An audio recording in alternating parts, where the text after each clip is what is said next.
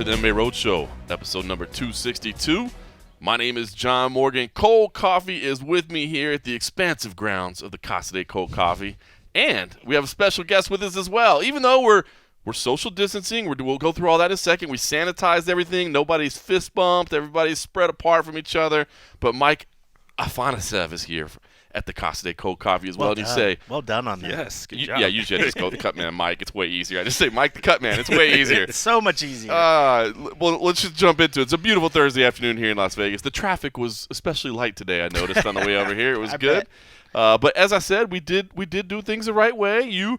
I saw you wiped down all the chairs. Everything's been done, and normally I would have gave a handshake or a fist bump when you came in. I tried to give him his distance. Yep. Let him come in and do that sort of thing. Welcome to the expansive grounds. Hopefully you didn't get lost on the gated entrance. And, no, the security guard was nice. He's like, yeah, we're expecting you. I was like, come right on in. Yeah. Well, listen, we talked about, Mike, you being here for a long time. You and I have had some frosty beverages together before, and we said we got to do this podcast. And, our schedules are a little different. We never made it happen. But I thought this was the absolute perfect time. And I'm going to get into why I think it was the perfect time a little bit later. But let's just start out first with the thing that people probably care most about, and that is the USC role, man. It's funny. I posted a picture on our Patreon page of you earlier, a little screen grab. I was thinking about some fights you had done, and the one that obviously stands out right away, to me anyway, is being in Rory McDonald's corner against Rory McDonald, Robbie Lawler. But we'll get to all that in a second. How do you? It's always weird to me, right? A cut man. There's no school for being a cut man. It's what I mean. There's no trade. I guess business for. How do you find yourself falling into that as part of your career anyway? Yeah, so I boxed and wrestled in the amateurs off and on for a while, but in the grand scheme of things, I can't spell the word fight. But it's so fun. I boxed with Jeff Mayweather when I moved out here.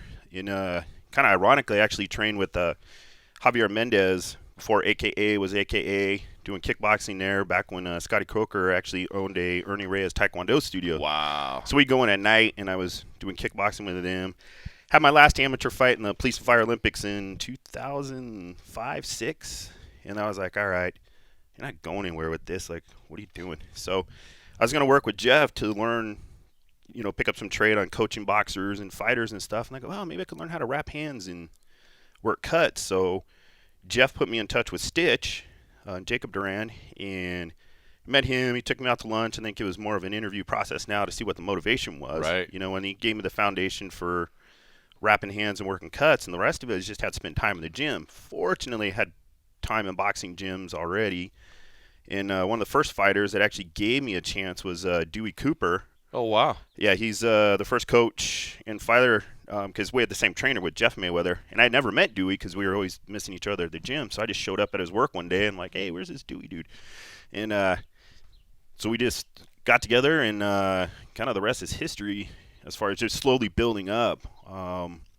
Mike Pyle, actually, Gray Maynard, Jay Haran, those guys, when they're all over at Extreme Couture, I used to go in there for their practice, for pro practice, and I'd wrap their hands before. And you talk about getting run through the ringer, these dudes are just hammering you, hurry up, I got to fight in 10 minutes, what's your problem? Just messing with me.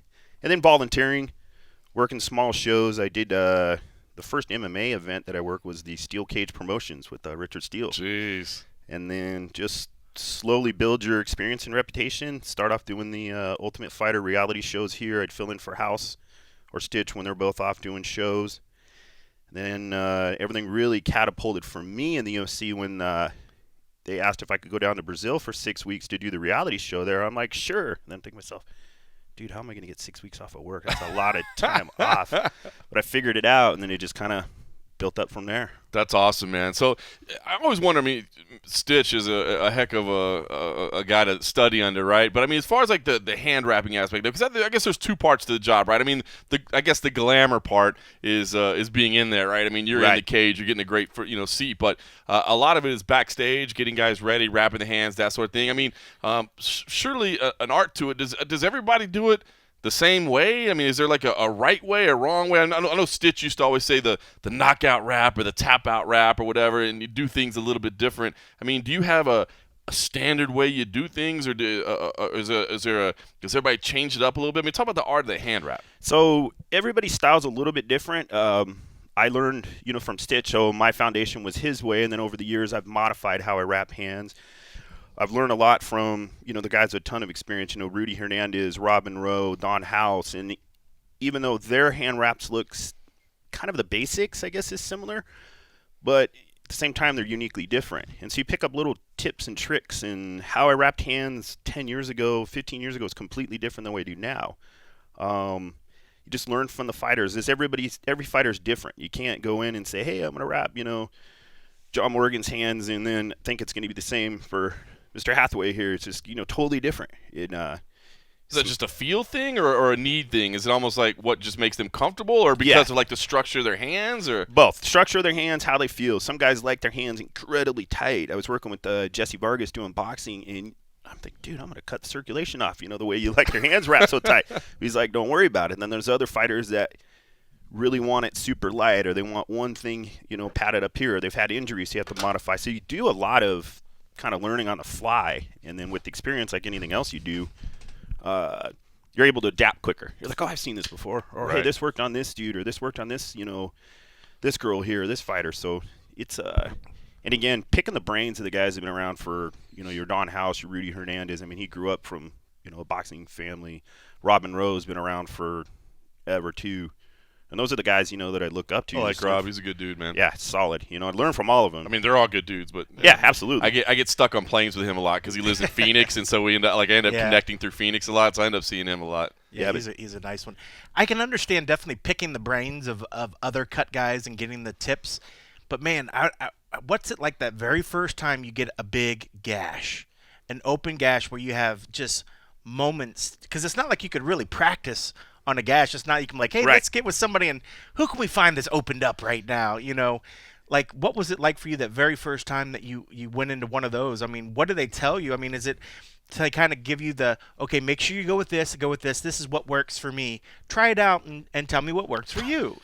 Yeah, kind of the application of what we do, if you really think about it, it's pretty straightforward. We use a Q-tip that we dip in a drug called epinephrine. It causes vasoconstriction, so that basically constricts the capillaries, slows down the bleeding, and basic first aid, direct pressure.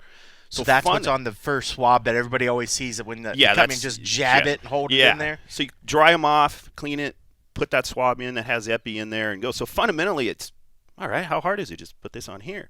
Where the challenge comes in is you've got the fighter that might be restless. You got the coach that wants to do whatever they're going to do. You got a TV camera that's in the way, and then that subconscious pressure of like, oh, dude, don't screw this up because there's like 8 million people watching, Right.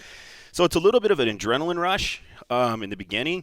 And I remember the first cut that I worked was really nothing. It was, I want to say, I can't remember the fighter's name, drawing a blank. I know he did the Ultimate Fighter reality show here. Brazilian kid, was at Jackson's for a while, like a 155-pounder. He's been cut many years ago. I think he even fought Connor. Oh, Diego Brandao. Diego. Yep. Yeah, so he has this tiny little cuts, not even his big gash, and I'm like, oh boy, don't screw this up, because if you screw this up, you're done. Like, you don't get a second chance, It was literally the first one that you had in the UFC. Yeah, in the big UFC, event. Right. I think I want to say we're in Canada, but I'm not positive. So I'll peel back the curtain a little bit on why I said I thought you were perfect. We always wanted to sit down and just talk about this stuff, but the other thing is you are a firefighter here in Clark County as well. So I guess I wanted to ask that. I mean, is that part of like you've had paramedic training if you're a firefighter, right? So were you doing that first, or were you a cutman first? Did you already know how to deal with this stuff because of that training? So I'm a paramedic, been a paramedic for 22 years now. Started off in Oakland, California as a medic, and then I got hired on with the county fire department 19 years ago, and I've continued on. So most firefighters are either paramedics or they call them advanced EMTs. So my skill set and drug base is a little bit higher than what the EMTs can do. And most people sometimes think, oh, you're a doctor, a nurse, you could do this. Well, you're completely out of your environment. I mean, I'm a little bit in the environment because it's chaotic sometimes going into people's houses and stuff like that. But I remember talking to a doctor one day, and he's like, I have the perfect environment in this setting. Somebody can hand me this, it can hand me this. And, I got the light here. He goes, wow, this isn't my environment. So from an understanding of the medicine standpoint, yeah. And I remember thinking to myself, I'm like, dude, this is a cut.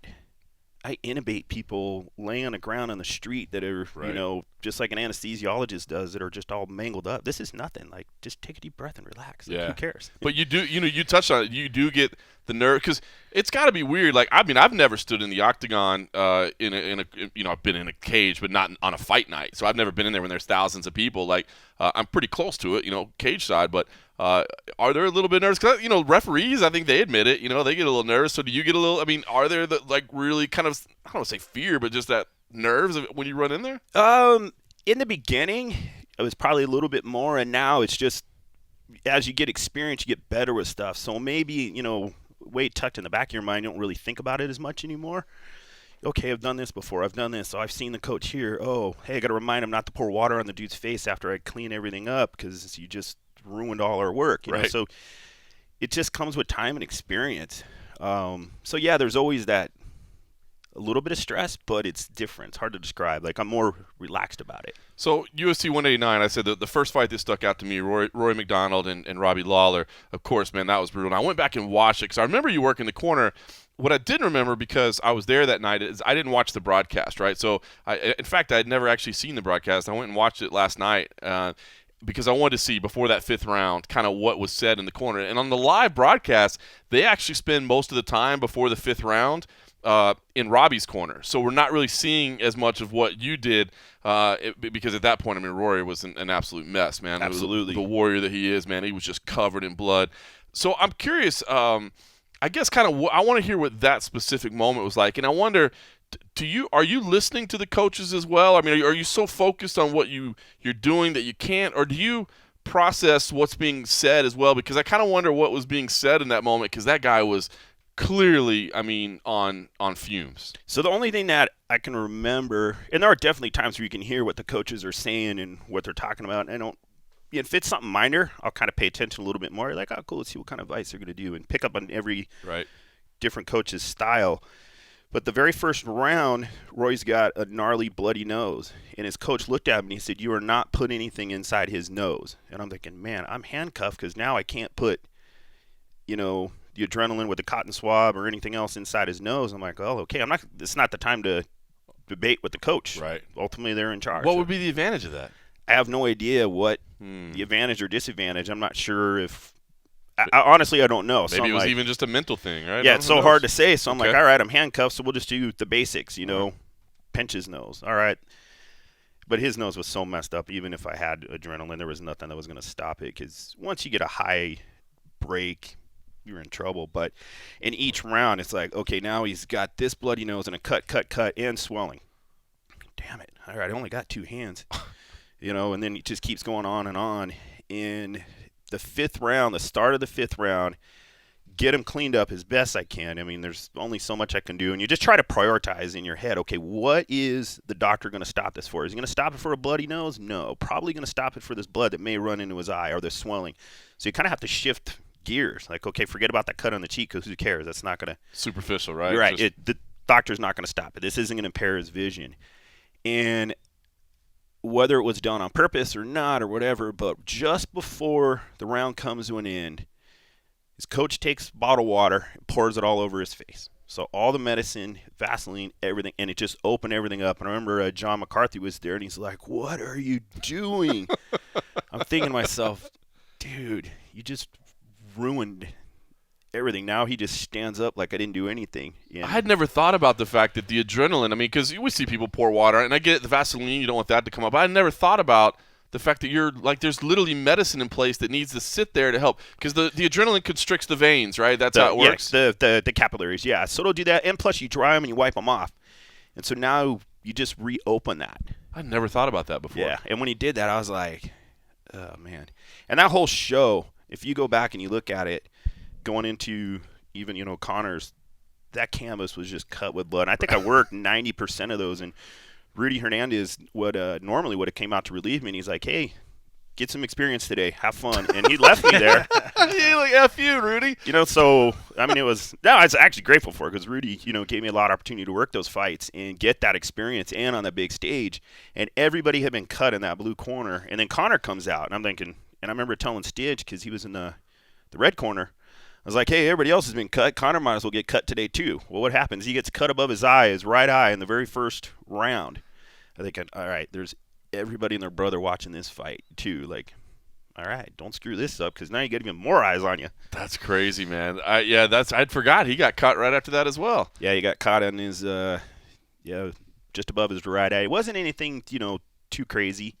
He was able to control it. I mean, things open up after you get smashed in the same spot over and over again. Sometimes you get lucky, and there's some skill and some luck involved. No doubt. So was Rory the worst you've seen, or have you had to deal with other, like in other sports or in MMA? I think globally, with all the stuff that was going on, yeah, hands down, Rory was the worst. I mean, I've seen individual injuries when Damian Maia fought Woodley, and his eye got smashed in the opening round and just started to swell. And I was like, oh, man, I got to do everything I can. And actually, toward the end of the fight, his eye started coming around. But Damian was so calm in the corner, just sat there, just relaxed. So it makes my job easier. His coaching staff was calm. And I really only had to tend to one thing, his eye. And I just remember, it makes you feel good when your coworkers come around. And like Rob and Teddy Lucio came around after that fight. And they're like, hey, man, dude, that was badass. And, great job in there. I'm like, cool. Thank you. So when you're watching a fight, I mean, are you watching? I mean, because obviously you got a great seat, but I mean, when you're watching a fight, are you just I imagine you're just watching your guy more than watching the fight itself.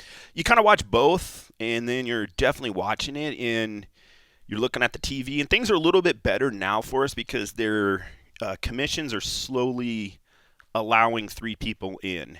Before That's right, it was you used to have to kind of battle with the coach, right? Like you can't go in, I got to go in. And then sometimes like we'll see swelling, for example, like, hey coach, his eye's starting to swell. You want us to go and take care of it? No, he's going to be fine. You're like, dude, if we don't jump on it now, when it's close to closing, you're in trouble. And that's when you hear Rogan like, why is somebody not putting no swell on that? For the end swell, what is going on? The end swell, what is going on? And then sometimes the coaches won't let us in, and there's no, That's a rule that needs to be changed. Because so that's a coach call at that point? I mean, yeah, the coach can tell us because ultimately they're in charge, and we'll just say, hey, coach, he's got a little cut or he's got swelling, you want us to go in? And I'd say 90% of the time with the cuts, 99, they're going to let us come in. With the swelling, sometimes they're a little more hesitant. But fortunately now, most of the states are saying, hey, all right, we're going to go in every single round. So now what I'll do is if I don't see any obvious injury, I let the first 2 coaches and the inspector go in first, and then I'll just kind of come in, clean it up, put some Vaseline on the face, and stroll out. And the other beautiful thing about allowing us to go in now is because there's plenty of times where I'm like, all right, cool, the fighter's facing the complete opposite side of me. Nothing you could see going on. You're like, all right, I get this round off, and then they turn, and you're like, oh, whoa, where did that come from? So then you got to get in there quick. Yeah, see, that's a rule that needs to be changed. It's good to hear that more commissions are adhering to it because, I guess at the end of the day, they're just trying to limit traffic in there to, stop any potential cheating maybe? Like, I wonder if it's a broadcast thing. I mean, because it seems like it's a commission thing. I mean, that I get, but I wonder if it's because the commission was leaned on and said, this is what works best for us. Because it makes no sense that why they should put a cutman even in the count. Like you should just that's what I'm saying. The cutman should be there. I think where a lot of these rules came from is they follow the boxing rules. So if you look at boxing, there's only one person in, which is no big deal because the other 2 people can work over the ropes. So a lot of they can literally just lean in from the outside. Lean in and work, and so it's always just one. And then the commissions kind of had to modify a little bit because you're like, all right, one coach can't possibly bring in the school, the bucket, to this, to that, do everything. I mean, it can be done, but it's better to have 2. So I think a lot of the rules which were slowly I think you're dead right. being changed from is, hey, we got to kind of modify the rules for boxing because you can't put my hand through the the cage, or I can't reach over. And you see where people try to, like, with the ice bag, you'll see them prop it behind their head and have the fighter just lean back to try to, instead of having a coach in there doing it.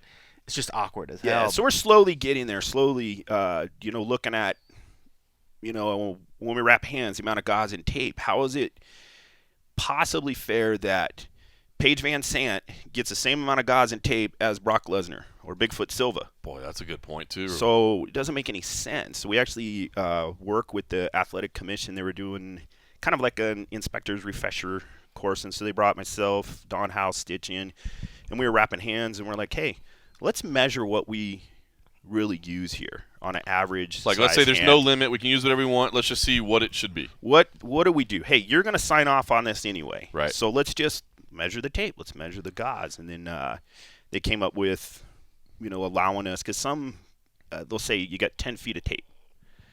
Well, 10 to 50 tape goes by very quickly. I mean, if you look at your hand, we'll just say 4 or 5. By the time you just can't do it. Right. There's not enough tape to do it properly, and you're not giving anybody this huge advantage. If you think about it, I can hit you with my elbow and my knee. So true. I'm putting guys in tape over So this. true. So yeah, is the fighter's hands going to be protected from breaking? True, but look at the big difference between the bare knuckle dudes and the guys with gloves on. Right. I think it goes both ways. There's a protection aspect on So both do you sides. guhave an association? Do you work with like the ringside physicians, or do you nobody at all? No, we're just independent contractors, honestly.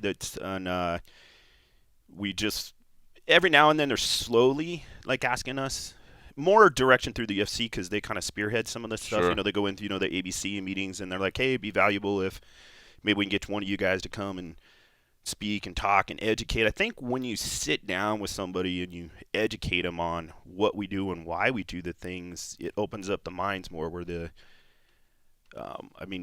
inspectors like, oh, cool, or the athletic commission directors, etc. You kind of get a better understanding. Well, it just makes sense, like what you That just should said. I be mean, a when you lay it out, quarterly thing. That should Paige happen. Van Zandt, Brock Yeah. Lesnar, not the same hand. Why do we have a rule that treats them equally, right? Yeah, you would think that they would have a process to where what you guys do should be something that they review all the time. Because let alone the techniques and stuff that you guys are always updating, it's mind-boggling to me that the commission wouldn't have some sort of brain dump with you guys where you guys could say, this is what works for us. This is how we should be doing it.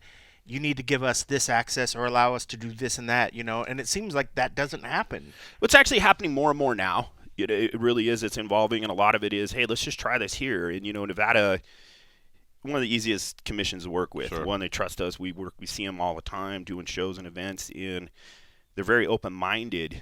Mr. Bennett and coming in, hey, okay, let's try it. We'll give it a whirl. Hey, it worked here. Then again, it goes back to educating. Call up, whoever the athletic director is in California, John a blank. Hey, this is what's Andy working. Foster. Yeah, there we go. Mr. Foster, this is what's working on. It's not us. It's usually Mark Ratner or, Matt Venezuela or Stephen Quinn who will make those calls. But, hey, this is what we're doing. This is why we're doing it. Comes education. The light bulb goes on. Oh, hey, you're right. It is nice that they kind of look at Nevada sort of as a beacon as for what's going on. Because I know when people are punished in one place, the other commissions try to honor that, Absolutely, usually if it comes from Nevada, that's kind of been this like, well, this is what Nevada's doing, we should probably do it. So I like it that the fact that techniques and skill sets that you guys are introducing could pass their way out, because the last thing you want to do is go to an event in the middle of Podunk wherever and it's like taking a walk back in time. Right. You want the cutmen and you want the commissions, everything to feel the same, so that it can literally be a level playing field wherever you go, and especially in the United States. Yeah, things are a little more, I don't want to say necessarily lax, but if you go back to the Antonio Margarito situation when he fought Miguel Cotto, and actually it wasn't his fight with Cotto, it was I can't remember who he was fighting at the time, John a blank, but they caught him cheating with his hand wraps, and they're like, ooh. Then they look at Cotto's face, and you're like, oh, how many times has he been doing this? Yeah. And so things kind of went one extreme to the other, where you almost had to stop. Okay, this is medical tape. Like just because it has a writing on it doesn't mean anything. It sticks the same. You know? So it's just a big education process, and we constantly evolve. I mean, everything. Shoot, you just look at even my work as a paramedic. What things we did 23 years ago we don't do today because we found out, hey, this is a better technique, or ooh, we probably didn't do things. I was going to ask you, are there any other things that we don't think about, that changes that you would implement right now if you could just have the pen to say, because the one you said right there makes perfect sense about, like, makes a lot of sense. I mean, I'd never thought about it before, but it's silly. I mean, especially we have it's not just this sport. I mean, boxing's the same. They have huge weight ranges or whatever, but it doesn't make any sense. Are there any other things that you deal with that you would say, man, if I could wave the magic wand right now, man, this is something I would implement or change right away? Possibly, there's some different drugs out there. There's, I think Tidal makes it called Formula 120. I think it is. Lucio's going to hear this and lose his mind because I keep forgetting. But he's we were trying it out because adrenaline, which we normally use, used to be able to get it. I don't think it's here anymore. White Cross Drugs, used to be able to pick it up for $10. Now you can't find the epi anywhere that we use, and if you do, it's $500 a bottle now. Holy shit! What? Yeah, and fortunately, the UFC has worked with us, and we're like, hey, we can't afford. Like, we can't find it. Because you guys are number one. supplying your own, right? Right. So they're helping us. They're supplying Okay. it with us now. Okay. You know, and so because one, it's difficult for us to get, and two, we can't find it anywhere. So that aspect of promotional companies definitely helping us with it. But, you know, maybe there's some other stuff that we can use. Get the other commissions to kind of fall suit with the rule change that Nevada made with the amount of gauze and tape. I don't remember forgot how many yards now. I mean, it's like 40 yards combined at gauze or something. You'll never use that at MMA. And at the end of the day, the fighter's hands are going to dictate how much gauze and tape you're going to put on anyway. Right. I mean, too much could be just as bad as not enough in certain aspects, and they still got to fit in a glove. Yeah. So I can't take 40 yards of gauze and put it on Paige Van Zant's hands or, a 115-pound boxer versus, a Klitschko or, a Fury or one of those guys. Yeah. Your hands are ultimately going to dictate. And I think commissions, I've never been around where they actually literally measured, okay, here's all the tape you get, here's all the gauze. They understand what's reasonable. Yeah. And now it's just getting put down on paper because a lot of these things are changes made through the state legislator. Right. Do you have any fighters that request you all the time when you see them? Not. I got a handful. A lot of guys. Again, you've got Robin Rowe, Rudy. Don House. They've been around forever. I know. That's what I was gonna say. You got a bunch of studs working around you. For Oh, sure. absolutely. And there's days I'm like, man, these dudes got like 9 or 10 hand wraps each, and I've got 1 or 2. It's like, hey, I'll still work, but.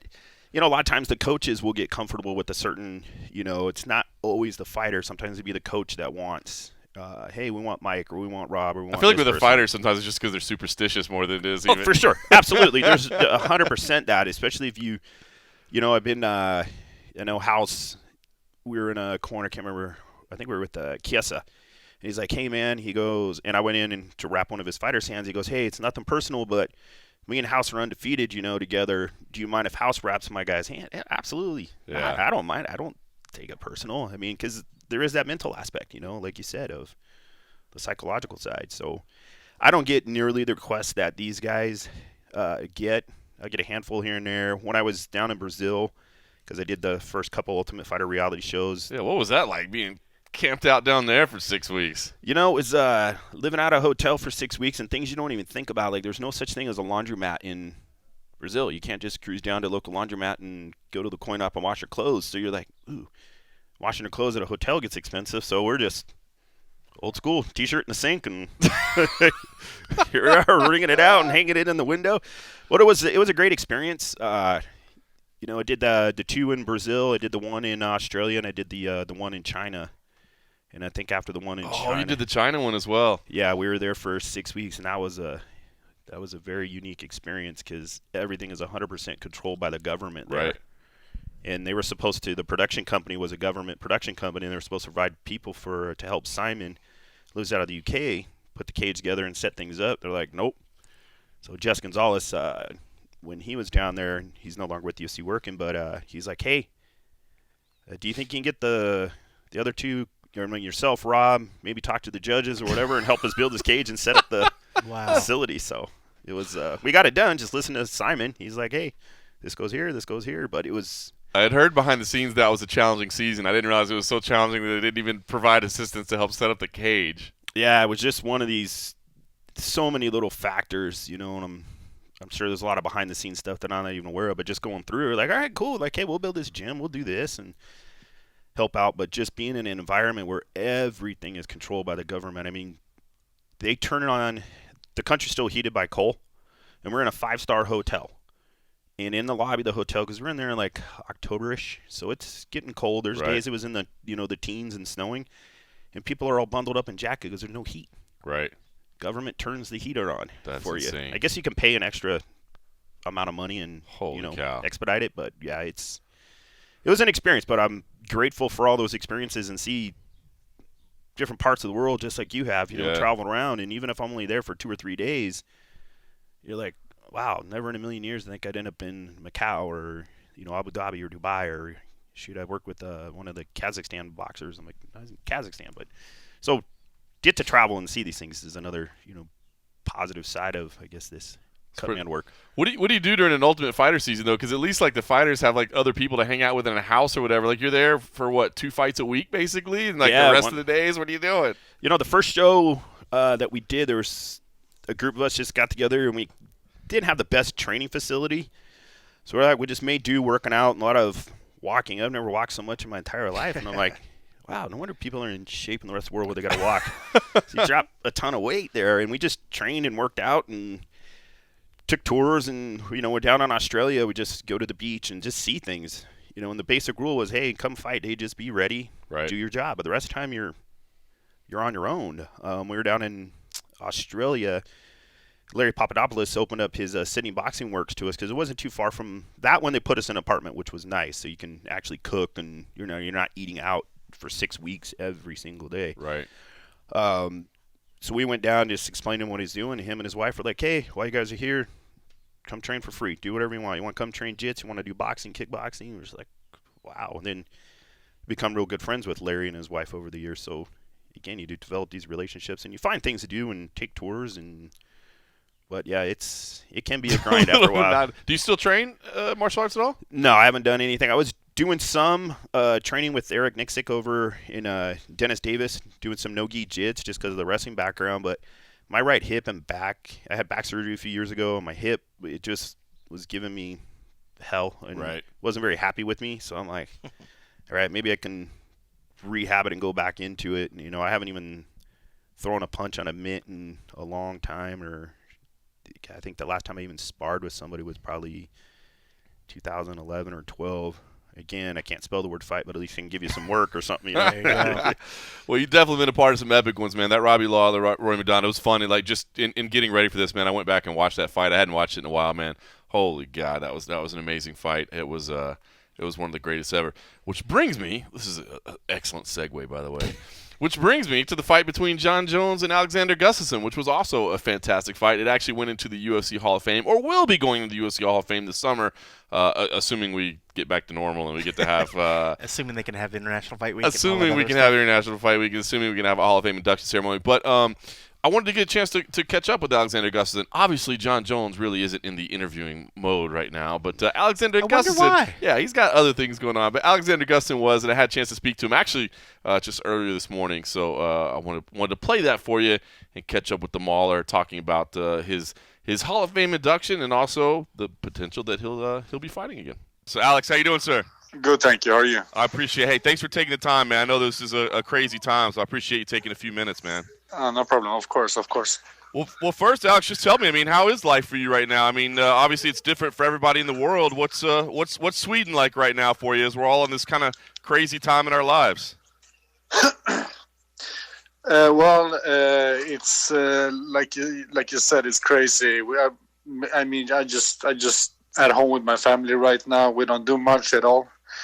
Try to stay away from people and from the city. Basically, we just stay in our house and me and my fiance and also my kids there. So we just take it easy, more or less. If I go anywhere, I just take my dogs out for a walk. So it's pretty calm and relaxed. No doubt. Are you trying to work out at all, or are you just kind of giving yourself a little time off to say, hey, we got to put things on hold for now? No, I do a session a day. Not a session that I usually do, but I go for a run or I go for some hill running and do some basic stuff at home, basically just to get some energy off me. There is not so much else you can do. Yeah. I don't have any weights or anything like that. I just work in basic stuff. Sure. Well, before all this stuff got crazy, man, it was announced that you're going to be in the UFC Hall of Fame for your famous fight with Jon Jones. So I just wanted to ask you, I mean, I know that there's bigger things going on in life right now, but I mean, that's your professional career, and knowing that you're going to be in the UFC Hall of Fame, did that honor strike you? I mean, did that mean something to you when you found out this news? Of course. Yeah, it's first of all, it's a huge honor for me just to be mentioned with those guys in the Hall of Fame, and this fight with Jon, we all know it's one of the best fights ever. So yeah, it's big for me, and I'm very happy to be a part of it and be up there with all of the other guys in in that Hall of Fame division. So it's a very big honor for me to be there. Yeah, I mean, Alex, I know if you could rewrite history, you would have walked out that night with the belt. But, I mean, it is, as you said, one of the greatest fights in the history of the UFC. So, I mean, can you at least take some pride in that and knowing that, yeah, I didn't win that night, but I was in one of the greatest moments ever? Yeah, 100%. I learned a lot after that fight about myself. And, I went, even if I lost that fight, I still went from basically no one to someone to people were talking about people were talking about me, and it was just a big turnaround in my career for sure. When somebody mentions that fight or they bring it up, and I'm sure they bring it up all the time, I mean, what's your memory? Like, what's one thing that stands out that night, whether it's a moment from the fight or an emotion or a feeling or something? Like, when people bring up that fight, what's the first thing that stands out to you? I was pretty tired after the fight. First of all, I felt it was my first really 5-rounder fight I did, so it was I was pretty tired, and also I remember my my disappointment after when my hand wasn't raised, and but at the same time I felt a lot of pride in my performance, and also I felt it from the team that even if I lost, it was still a big moment for me and my team right there. So no, it's a mixture of feelings, but most of them it's good, and definitely a memory I will have with me in the rest of my life. Yeah, what's funny is almost as famous as the fight itself is the hospital picture afterwards. Where you posted on social media. So how did that picture come together? I mean, what happened that you guys saw each other, and who decided to take a picture? How did that picture come together? I think it was a buddy of mine. We were at the hospital at the same time, and I was pretty much walking around there, waiting to just get out of there from the hospital. And I think my buddy saw John laying on the bed, and I was in another room. And then my friend said, John is over there. So I just looked out, and I saw him laying there. And then I went up to him, and I was just showing him some respect. And then we were talking about the fight, and then my friend asked to take the picture, and we took that picture. I think it was something like that. Yeah, that was awesome. Do you remember the conversation at all? What was said between you two guys? Is it something you can share? I don't remember like that, but if I remember correctly, I think it was more like he gave me some credit for the fight, and and we also talked about how good the fight was, and it went like from up and down the whole fight, and we talked about those details and stuff like that. Very nice, very nice. Well, listen, we've been hearing rumblings of a fight maybe this year. I mean, I know obviously the world's put on hold. It's tough to predict anything, but what is the plan right now? Is coming back to the UFC? Is that in the cards now?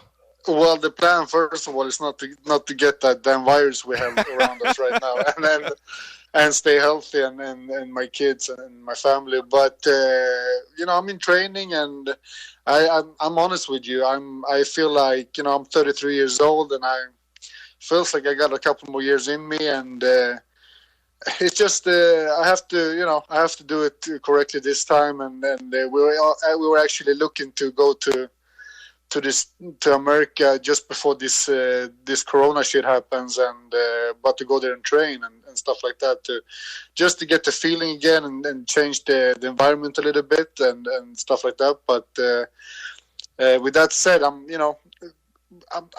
can give you either a yes or no, but I'm up to training, and it feels good, and let's see what the future brings. I like it. Where were you planning on training? Back to Alliance, or where were you thinking? We were thinking about San Diego Alliance, and just go from there and see where we end up. I've been home for I started my career and went to America a lot, several times a year to train, And I remember that feeling to get away and get that focus in and get that tunnel vision in and be on deep water again against guys that are actually better than you, and you keep. It's not about the age in this sport. It's about having fun and keep evolving. And I feel like I need to get out there in the deep waters again and test my skills against better guys and keep get better as a fighter first of all, and then see what's next. How do you make the decision, Alex? Is it like a mental evaluation or is it a physical evaluation? How do you make the decision of? It's a mental thing, I think, because that's the type of guy, type of athlete I am. I have very hard. I'm very. How can you say it? I'm very. I love to be at home, and I feel very comfortable being at home with around my kids, and I go to the gym, and we don't get me wrong, we have some really tough good guys at the gym. It's just you train with the same guys too long and you start knowing what the guys are going to do, so that's why I have to we're looking at not even have a fight planned or anything like that, just to go out there again and to America and train, and I want to get tested again and get that feeling of being on deep waters, training with the guys, and that motivates me a lot too. So it's definitely a mental thing for me. I always prepare. I'm always prepared. My conditioning is always there, and my strength and stuff like that. But it's a mental thing. Yeah, totally understandable. Well, I guess. Is it just on hold right now? I mean, we really don't know anything, right? I mean, this thing, I guess we're kind of up to the coronavirus schedule, right? So no time frame in mind at this point? No, nothing. We're just trying to get past this corona thing, and then let's see what the future brings. But I will for sure get to America and train to start with, and then see what's next. Fantastic, man. All right, brother. Well, listen, I'll let you get back to your family, man. I just want to take a few minutes and catch up with the new Hall of Famer, man. So thank you for doing that. I appreciate it. I appreciate that so much. Thank you, my friend. You got it, brother. Talk soon.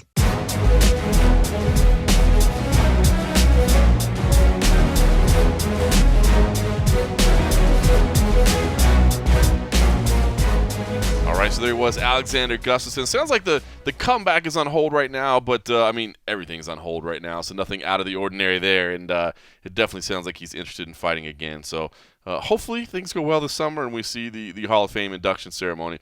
I should say, by the way, if you like what you're hearing, do us a favor. Make sure you're logged into Apple Podcasts or wherever you get your podcasts. Make sure you subscribe, rate us, review us. We'd appreciate all that. 5 stars if you can do it. Tell a friend. Just help us grow the show. That's all we're asking. We really appreciate it. Or you can head over to patreon.com/the MMA Roadshow, and you can step your game up to another level. We appreciate everybody that's supporting us right now. We understand that times are tough, so I won't pitch anybody too hard right now. I understand what's going on. But if you want to do that, we would appreciate it. We would gladly take your money. That's a great way to put it, Cole. Exclusive home of the and-a-half post-fight episodes once we do have MMA going again. It may take a while to get that going, but they will be there. And, of course, I'm doing some other content in the meantime. So we're not just laying out on you right now. We're adding some extra stuff over there as well. So if you can go over to patreon.com/the MMA Roadshow, we certainly would appreciate it. Now, I said that this was the perfect week to get Mike in, not because we could talk about things that normally the world's moving so fast that we can't really get to stuff. So it's kind of fun to be able to just sit there and talk about that. But I thought the other side of your job would be very interesting for people as well, because as you said, a Clark County firefighter. So you're literally out there on the front lines. You were definitely needed work, as we should say. Not us that have been cooped up in our house. We were definitely not necessary work. You were out there, and listen, man. We've tried to not talk too much about this pandemic thing, just because I think people want a break from it. But at the same time, it is a very real reality of the world right now, and fortunately. It doesn't seem like Nevada is as hard hit as some places. New York right now, obviously really, really suffering. Washington started out with it. But I just wanted to get kind of a feel from you that's out there. What is going on out there? What are you seeing? Is it affecting things? I mean, are first responders concerned, or you have to take extra steps? I mean, just what's life for you like out there? So, yeah, nobody saw this coming. Like, everything was just cruising along. Life was good, and then all of a sudden – our biggest complaint in life was that Israel Adesanya and Yoel Romero sucked, and that was like 3 weeks ago. And I was saying, like, wow, that whoa. feels like a lifetime ago. here comes this virus that just comes and smashes everybody out of nowhere. Just like, wow. Yeah, I'm sure in the back of, people's minds, first responders, things like that, nobody obviously wants to get it. And again, you think about it more now because of this, pandemic. But I mean, I've had patients that have tuberculosis, all these other, things that you're kind of exposed to. But this one, just the way that it spreads and how it can be carried and things like this. And it's constantly evolving, as science comes to play with things and studies and data comes in. They're changing things, daily, weekly protocols and things we do. So we still do, we're still always going to run to every single call. Somebody calls 911, we're going to be there. We've just implemented a few extra precautions on how we approach things. Obviously, we don't want to get patients sick. We don't want to get sick. We don't want to spread this thing around. So we take a few extra steps. For example, if we get to a call and I being the paramedic, I'll generally be the lead, knock on the door. Now, every single call, I have a gown, I have a mask, I have goggles on, and I'll do some quick interviews with the patient, and we'll place a mask on them. And, in the way I approach people, this isn't that I think you have it, but hey, let's just protect each other, So we'll do that. And we try to limit the amount of people that are in contact. Obviously, if somebody were to get exposed and then that person get exposed, it just snowballs. That happened to San Jose Fire Department. They had quite a few people off on quarantine because it was so new. They didn't really know what was going on. And all of a sudden, one person in the station got it just randomly. And then, all right, not necessarily because the guys at the station got it, but they're like, ooh, let's put them in quarantine because we don't want to make sure they don't get it. So, but things definitely change how we approach. Like you said, fortunately here in Nevada, we're not as hard hit as New York. I can speculate because we're not so densely populated. We're not smashed on subways and buses and apartments and things like that. So I think the governor implemented a lot of the social distancing rules and the closures of restaurants, bars, and things like that, and trying to keep people away from each other. It was severe steps, man. I mean, to me, when the NBA shut down, that was the first time I was really like, oh wow, like they're shutting down. My God. And I will say, the governor here acted pretty quickly, and I think that probably did help us a lot. I mean, the fact that they were willing to shut down the lifeblood of our community. I mean, we were talking before we started recording here. I mean, we're all Las Vegas residents. I think we're all a little bit fearful for what's going to happen in this city over the next couple weeks and months because there are a lot of people that can't work right now. But I will say, man, I think it probably did help us, right? I mean, as the fact that they were willing to shut down the strip and get people out of here, and we don't have people from all over the world showing up. It probably did help our community. Yeah, no, absolutely. And again, you look at Seattle, it's a big hub. California, dense population, on the coast. You got cruise ships that come and you got things that come and you got planes in and out. And here, all of a sudden, we just, it is kind of eerie when you drive down the strip and there is nobody. You're like, whoa, these things are closed. Yeah. And where I feel bad, it's just that all the people that, just like you guys, know a lot of people in the service industry. We're a service industry-based city. Yeah. And people are just out of work. And then it's the trickle-down effect. You think of, okay, the restaurants are closed on the strip. Well, the food supplier that supplies that, their business, and the guy that drives the truck, or the gal that drives the truck, and the person that loads that, and the person that takes the order, there's nobody. Yep. So it's just this long trickle-down effect of massive amount of people that are unemployed, and you're just like, man. Are you guys any busier right now or less busier? I would say our call volume's probably, obviously the guys that work on the strip are slower because there's nothing on the strip. There's nothing on the strip right now, so their call volume has dropped. I work on the east side of town on Desert Inn in eastern area, and I wouldn't say we're necessarily any busier than normal. It's some days we're maybe a couple extra calls a day and a couple other less, so we're kind of status quo. But again, we just take the extra precautions of how we do things and how we initial assessment of the patient and do things just to try to minimize that risk. And as this thing unfolds on a daily basis, there's new and new protocols that we try to follow and again minimize our exposure. I mean, PPE alone. I mean, everybody in the world needs gowns, masks, goggles. Are you guys all right with that situation? Yeah, we're good. We're fine with it. But then you sit back and I see, the nurses at Mountain View were hosting a protest because, the hospitals, they were seeing, I might see 10 people a day. They're going to see a lot more. Yeah. Right. So their exposure rate is just this exponentially multiplies, depending on what field you're in. So, and you got to think about everybody in the United States is going from the same suppliers for the same things. Yeah. You're just like, whoa. And you got states competing with states, and that's Yeah. I know a big deal that a lot of people are complaining about, that a lot of the supplies are coming out. Part of it are going to these high-risk places, but then the rest are going to the private sector, and then you have states bidding against other states. When I can see where that would be a very, very frustrating when you know that your state's trying to get something, but it gets outbid for something, and that level of frustration of knowing that there's nothing you could do about it. There's just a breakdown in the supply. Yeah, and I mean, I'm glad I'm just, a soldier versus, the admin, our chiefs and our deputy chiefs are working around the clock trying to work with the medical directors to stay on top of things, on top of, all right, hey, where can we find these things to keep, the men and women that are, on the front lines protected. I know they're doing everything they possibly can, and it's, What are you guys doing? Are people making the mistake, or is it a mistake to call you guys saying, I'm feeling symptoms, and calling you guys? Are they expecting you guys to come out, or do you guys just immediately say, no, you need to be calling your hospital or your own provider? I mean, are you guys dealing with having to make that discussion with people calling you saying, I'm feeling sick, can you come check me out? Is that happening? So the way, when you pick up the phone, you call 911, it'll go through a dispatch. Like, I think it starts off in Metro and it'll be like, hey, you want police, fire, medical, hey, whatever you need. Okay, you need medical. And then it'll ship over to our dispatch center. And then there's a series of questions that they ask them. What is the problem? Hey, they can't breathe, they can't do this. And so based off of how they answer questions, they prioritize calls. And there's Alpha, which is traditionally the least sick. Nobody drives, lights and sirens. We just take our time and get there. And then everything else starts going Bravo. Okay, a little more sick. Charlie, a little more Delta. Maybe they're dying. Echo, the world's coming to an end. So they're based off of what the presentation is. Now, our dispatch isn't going to say, no, we're not coming. We just might not drive lights and sirens to get there. And then the private agency as well, Medic West, AMR, Community, they take a larger majority of those non-emergency calls. I mean, they're still an emergency, but they're a lower level than what we actually see. So no one's telling anybody no.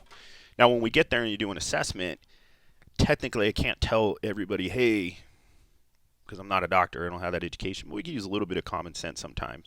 And sometimes we could steer people away from the hospital. I mean, the last place you want to be is in a hospital. Ground zero. Right. Yeah, and this even before the pandemic. I mean, there's certain times you just don't want to inundate ER systems, plus it's just the pure exposure to being around sick people you don't want. So you try to steer people into like a quick care or their primary care doctors. Sometimes that works, sometimes it doesn't, because doctor's offices overfill. Yeah, I tried to make an appointment with my doctor, and he said 3 weeks. Well, okay, and it's such a dynamic complex, but by no means are we telling people, no, we're not coming. It just might not be lights and sirens getting to that. So let me blend the two professions together right now, because this is the big discussion in mixed martial arts, right? If you got a call right now, we don't know what's going on with UFC 249, for instance, right? I don't know. I maybe you know. I know. I haven't heard nothing. I don't know anything about what's going on, and usually I try to know something, and I don't know. But if for some reason they said, hey, it is April 18th, we got a spot.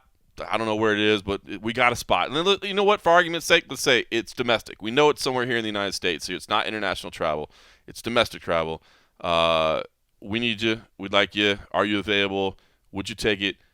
Would you take the assignment, or does it scare you right now? I'm not really necessarily scared, to be honest with you. I would take the assignment based off of location and where it is. I mean, if it was somewhere out of the country, more than likely I would turn that down just because there's a high probability I'm going to be put on an automatic quarantine at work for 14 days, so it doesn't really make any sense That does make sense, yeah. to do this. How are they flying me? Are they going to charter a jet and load a bunch of people up from Vegas so that they can go through, or are you going to? So it's such a dynamic to give you a solid yes or a solid no. No on the international is pretty solid on that, just because I'm going to be put on the shelf for 14 days at work, and that's not fair to the the other men and women that I got to backfill, right? Maybe by no choice. Well, that's what I like for instance, I've said I'm going to be there if I'm allowed to. If UFC 249 does happen and I'm allowed to be there, if media is allowed, I'll be there. But I have said, like, again, now international, that gets a little scary. I could deal with a 14-day quarantine because we're quarantined basically now. We're not out in the public, we're just hanging out working at home. But if it was like, for instance, if they're like, hey, we found a spot in New York, like, nah, I'm pretty, you know what I mean? Like, right. I'm pretty New York, good. New Jersey. I'm like, no, we ain't going. Yeah, to the we're East not Coast. we're not doing that. So I agree. I think you got to assess it. I guess here's the thing that and I hate getting too because this is an ongoing thing, and as you said, we're learning about it, man. It's evolving all the time. But I'm trying to imagine moving forward, because I guess that's the thing, is that, there's an argument to be had whether UFC 249 should happen. Whether, we just found out, recently Habib is basically bowing out and saying, listen, I'm staying where I'm at. And I don't think anybody can blame him, man. He's already gone from San Jose to Abu Dhabi to Russia. Now there's an international travel ban, and he's saying, dude, I've had enough. I'm done. I get it. So I'm not blaming him. But we lost Habib, and Dana's still saying, hey, I'm gonna get this thing done. And there's an argument over whether it should happen or not. I've said I'll be there. But I guess my mindset is moving forward, because this thing is not, if we stay indoors till May 1st or June 1st or July 1st, like, it ain't going away. I mean, we're not going to have as far as I understand, we're not going to have a cure or, for this thing for a while. So we're going to have to deal with it. So I wonder, like, do you think that for, the rest of this year or the rest of moving forward, that there may be changes in the MMA space that we need to make, the way events are held, the way you operate, the way your job is done? I mean, do you think there's things, because I do feel like, and I know I'm in the minority when I say this, because I've seen most of the media out there, and I know I'm very much in the minority when I say this. I do believe there's a way to operate in this environment. I just believe that we have to be very, very careful in how we do it, and we have to take certain precautions. So you, working even closer with the fighters than I do, of course, I mean, right there up on them. I mean, you guys already wear gloves and that sort of thing. And, of course, you being an educated first responder as well. I wonder, do you believe that we can do this safely, or is the right thing to do just shut everything down until we have a cure for this thing? I think there's, again, ways that things can be done safely in all aspects of, not just the fight world. Again, I know the UFC would, talk with, the medical doctors that they have there, and obviously they're going to make things in the best interest and the safety first for, the employees, the fighters, and the people, because the last thing you want to do is, oh, we made a bad decision on this. So, of course, they're going to be, consulting those things. But, again, just brainstorming with the limited education that I have, we're like, all right, could we still have Best Buy open, but you have to sit in the parking lot, and instead of grabbing a ticket like you do at the meat counter, they're going to text you, hey, okay, we're only going to let 15 people in the store. Cool, we'll give you a notification when you can come in. Another thing, I don't know if, say, I got the virus and just didn't know it December, January, or anybody. Do you develop antibodies for it? So you've already had it once, so you're probably not going to get it again. Could we test people for antibodies? Again, I don't know if that's even an option. I know certain disease process your body has those antibodies, which means you've had it or at one time or another. Does it still apply to this one? I'm not educated enough to say yes. Right. But if that was, and you just say, okay, the three of us, we already had it. We got the antibodies. Cool, go to work, because you're not going to get it, and you're not going to expose anybody. Is that an option? I mean, it's so far ahead of my tiny little brain to be able to to handle and process, because you got all these, doctors, epidemiologists, infectious disease people that are they're collecting data and studying now, because I think a lot of decisions we're making in the beginning were probably pseudo on the fly, based off of historical stuff with H1N1, these different little SARS, and, because this is kind of a form of it. Now let's collect the data. Let's get the science behind it so we can make better informed decisions versus we hope this is the right decision. Yeah. I think, again, and you're right, I will not pretend to be an expert on this in any stretch of the imagination, but just my thought process is I would probably think that we're not going to see many sporting events held with crowds for much of this year, I would think. And I would think, I mean, the apex is there, man. I would love to see the UFC just say, listen, I mean, first, again, we got to get Nevada open, which it isn't yet. Right. We just had the government order. We're closed through April 30th now. Originally, it was April 15th or 16th, I believe, was the original date. Now it's April 30th, which totally understandable. I can't imagine the athletic commission would even bother meeting until then. So, I mean, we're still a ways out. But, man, if we can get to a point where Nevada's open again, I would love to see just the remainder of the schedule be held at the Apex. No crowds, very limited personnel, obviously, folks like yourself that have to be in there. And it does seem like, I guess testing would probably be nice if everybody could be tested so we could be aware. I guess that would probably be beneficial as well. Yeah, no, absolutely. And I agree with you. And again, obviously the UFC would consult with, athletic commissions, what the direction of the governor is going to go. And then, of course, the medical team that they have, behind them with their variety of doctors and doctors that know doctors, and got to make the right, decision for everybody involved. The athletes, the inspectors, the media. I mean, it's a gigantic, dynamic situation. It's not just affecting one person. You got the potential of all these people. So, yeah, could I see that happening? Sure. I mean, I'd love to go back and have the roar of the crowd of, the T-Mobile Arena, sold out International Fight Week, and here we go. Let's see what happens. But a lot of unknowns in this crazy time that we're in right now. It changes every day. All right, so listen, I got one other interview I want to share. Kind of funny. I mean, we're talking about how coronavirus has impacted everybody. The biggest thing I think it's done to everybody is just slowed life the hell down, man, right? Like we're all stuck in our house and we're all not, talking to people the way we used to. And I know this is weird, but it's a name popped into my head when I started thinking about the position that we're all in. It's TJ Dillashaw, a guy that a former UFC champion and, tested positive, man. He was suspended and immediately went from, there were all these conversations about where he ranks pound for pound, and what it would mean to be the first guy to go down and pick up another belt and be the champ instead of moving up and all these things. And then in the blink of an eye, man, he's gone. And to his credit, he did at the time, and it was funny that this time because his statement where he came out and made like an Instagram social media post, it was literally about 1 year ago exactly, where he just owned up to everything and said, man, I was wrong. I made a mistake, and I'm going to fight my way back from this. But it made me think because he was a guy that was literally at the center of the universe in MMA, man. All this pound-for-pound discussion, and then kind of had to recess into the shadows, and his life slowed down tremendously. So I reached out to him to see if he'd be willing to talk. I haven't seen him do too many interviews since that original statement. And he was willing to talk, and I thought we had a very productive conversation. So here was a conversation I had earlier this week with TJ Dillashaw. Yo, what's going on, man? How are you? I'm good, man. How are you doing, brother? It's been good.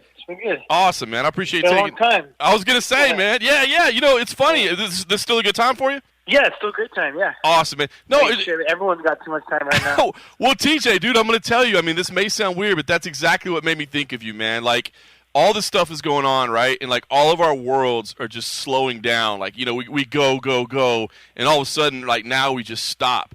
And honestly, it made me think about you, dude, because, man, dude, you were everything was flying, man. You were the, superstar, champ, top pound for pound. And then all of a sudden you just get completely pulled out of the sport, right? And you've got to be at home and you've got to be out of the spotlight. And I don't know, man, it made me think about you, like, how's it been? Like, what's this time off away from the sport that I know you love? Like, what's it been like for you? At first it was super tough, man. Not just being away from the sport, but obviously the way that I did it, it was tough to deal with. And then I went through 2 shoulder surgeries back to back, so that was that kind of added to it, right? It was kind of down in the dumps, being on top of the world, down to the complete bottom as you can get, and then go ahead and get yourself limped up and get double shoulder surgery, something I've been needing to do for the last 3 years. I was fighting, but kept putting it off because, you have the next big fight, the next big fight is always like, maybe later. But, as soon as I got that downtime, I decided to get shoulder surgery. And so, that didn't help with my mental mindset at the time either. So talk about really having to lay low, you know what I mean? It was tough, man. It was, I'm not going to lie. I'd be lying if I said it wasn't. At first it was real tough, but, I've always been very mentally strong. I've always been one to work my ass off, and this has been actually one of the best. I would never choose to do this, but best breaks I've had in a long time, ever actually, and actually got to focus on other parts of my life. I got to spend the last year and a couple months now with my son. He's a little over 2 years old, so I got to be obviously a lot more at home. I've been able to get involved in business, which I have a few business ventures now that are really taking off for me, and something I would have never had time to put time into. And now I know I can feel comfortable when I decide to hang them up and be done. I've had time to focus on things outside of fighting. At first that there wasn't those outlets. They were still there, but it was just there was a lot weighing on me. Which it should be. I did something that I very highly regret, and I've come out publicly and said that, and I've owned up to everything I've done. and paying the price for it. But ultimately, yeah, I mean, to say it's been a blessing in disguise, but I would never, like you said, I would never choose to do it again. But it really has been.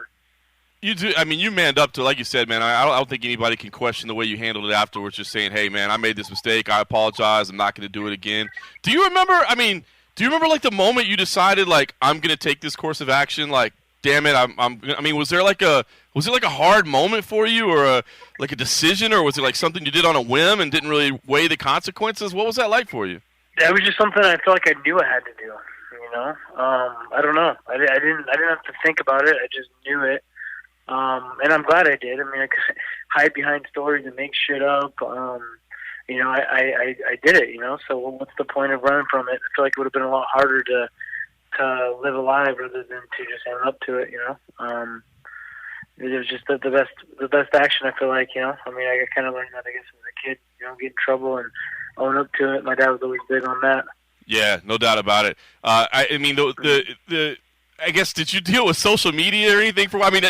You're in a good place right now. It sounds like you're in a good spot, and it sounds like you're saying, "Hey, I know I messed up, but I'm happy now." But I mean, I'm imagining that probably wasn't it right away, right? I mean, were there some dark times? Hell no. Hell no, man. That was definitely some dark times. I mean, 2019 was the hardest year of my life, by far. Something I brought on myself, but by far the hardest year I've ever had. It was mentally draining and just. Yeah, man. I mean, like I said, I was down in the dumps, and then having to be slinged up. Each shoulder had to be in a sling for 6 weeks. I had to do them 2 months apart. So, like I said, I really feel like that weighed on me a lot too. Not only was I, ridiculed and driven through the mud, which was like again my fault, but I was also lamed up. I couldn't it wasn't like I can go escape and go work out and I don't know. I couldn't live normal life. You know what I mean? I was in a sling. I would have got them done at the same time, but I wasn't able to feed myself or wipe my own ass or anything like that. So I had to do them 2 months apart. And so it's been, man, I just started getting back into the swing of some things. Been doing a ton of strength training. I was finally getting back into doing some martial arts training, but then we got this coronavirus lockdown now. So I'm able to still do my strength training, but I'm trying to set up a gym in my garage so I can at least hit the bag or something. Which is kind of exciting. I have that itch. You know what I mean? When you're in the thick of things, I have the itch to always be the best and always push myself to the extreme because I want to be the best at all times. But now I just have that itch to want to be in the gym. You know what I mean? Like to want to get better and have the time to do it. I was rolling some gi jiu-jitsu. I've been doing things I haven't been able to do in a long time. I've been actually getting to put some serious weight on my body, which has been nice. My coach has got me walking around 168 pounds right now, doing a bunch of heavy lifting.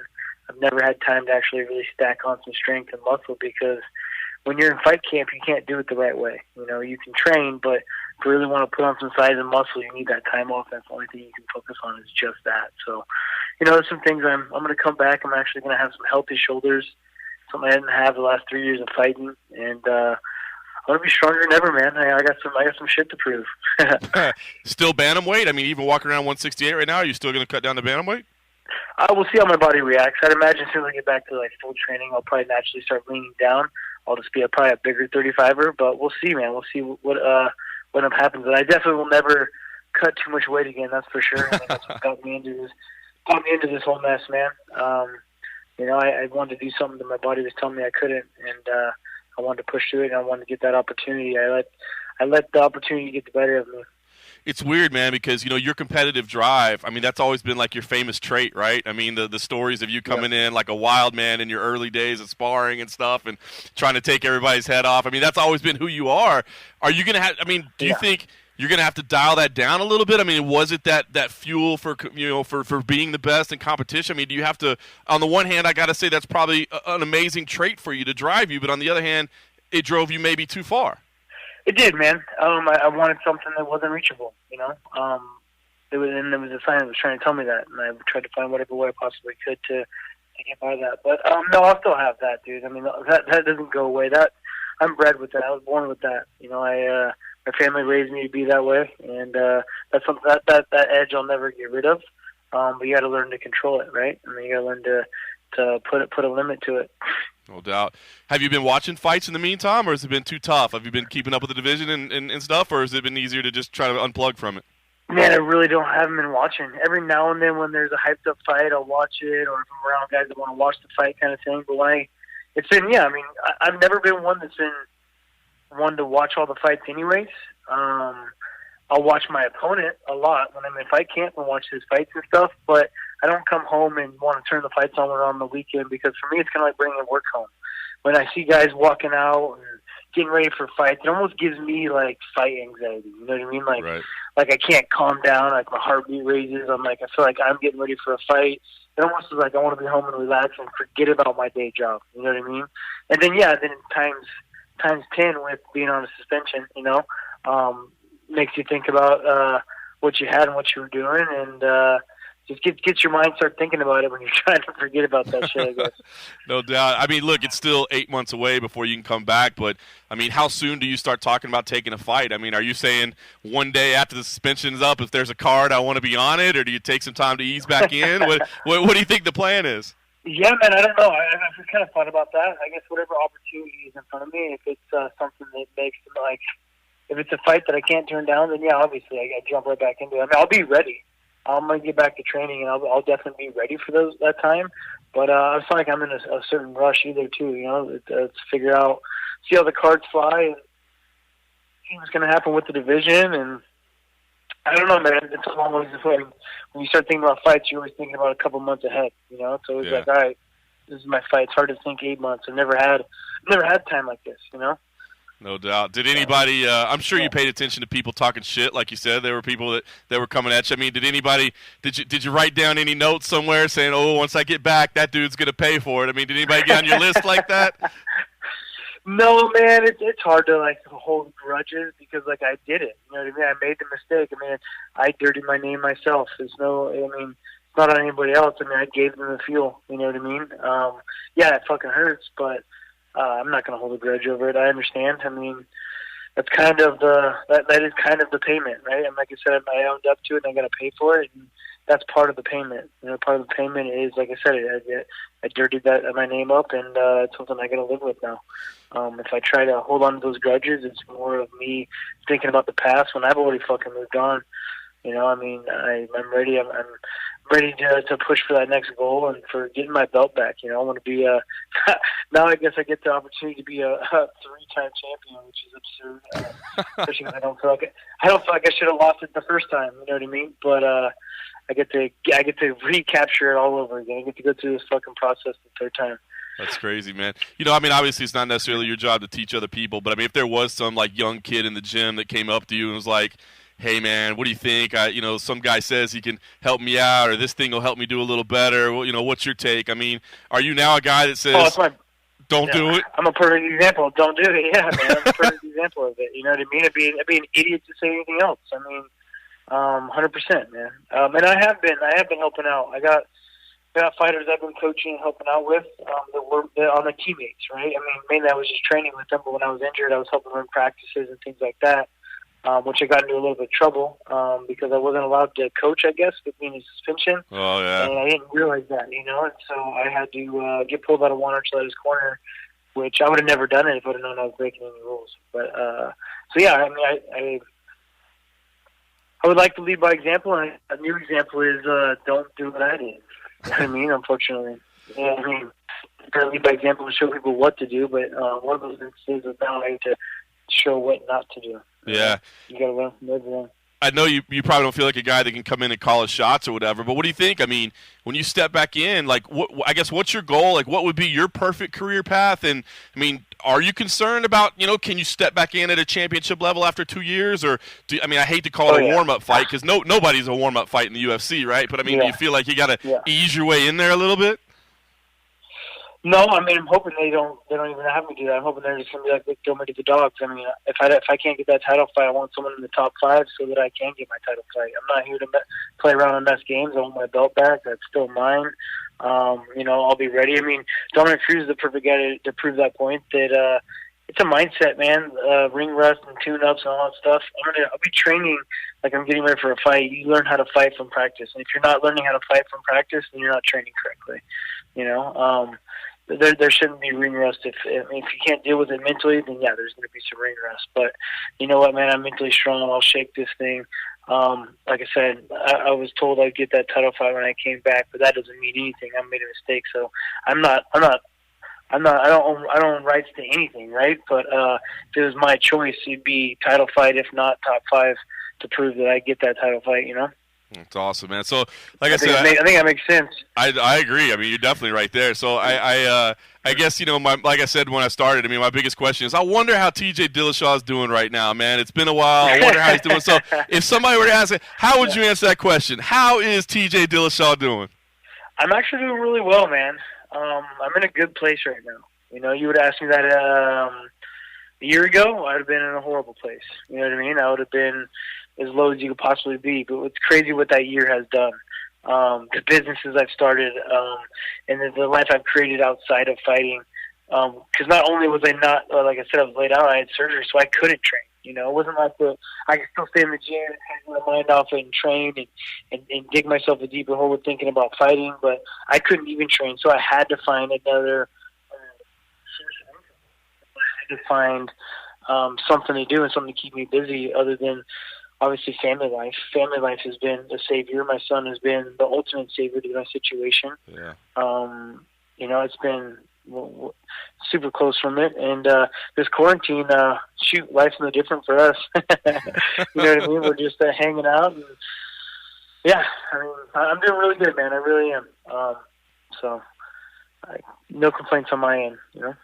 Perfect, man. That's awesome, brother. Well, listen, I appreciate you taking a few minutes, man. Like I said, I know it's been a hard time, so I'm glad to hear that you're doing a lot better, man. And, dude, I guess once we get a little closer, maybe we'll catch up again and see what the plan is to get you back in the cage. Hell yeah, man. I'm coming back with a vengeance. I'm coming back to fight as much as possible. You know, I want that title, and I want it right away. I got some more title fences to make. My weight class is very exciting. I've got some exciting stuff, I feel like, in the weight class. You know, we got Aldo coming down. We obviously have Cejudo running his mouth. Cruz maybe coming back out of injury. You know, we got some young up-and-comers. Corey Sandhagen's looking awesome. I've trained with him in the past, and he's in the weight class now. Tons of guys, you know what I mean? So we don't have a lackluster of fighters, but now we just need this virus to get cleared up so we can actually get these fights going again. You know, it's a crazy time, man. I would have never guessed that's what we'd be doing right now.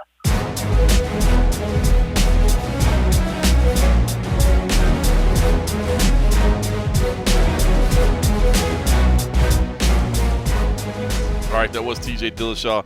Listen, I appreciate his honesty, and it was good to talk to him. I mean, you can't ever stand up for what he did. I mean, he cheated, and he's owning it, and I like that, man. You know, it won't ever try to justify what he did up front, but I do believe in life in general, much less sports, man. The way you handle things afterwards, I think, shows your character, and you know, listen, he's going to get shit. There's no question about it. People are always it's going to follow him for the rest of his career, but I am kind of excited to see him back, and I appreciate the way he's handled things. So, guys, I want to ask you how you've been dealing with quarantine life, because I've got to be honest, it's not going good for me, and I'm going to tell you how I know this.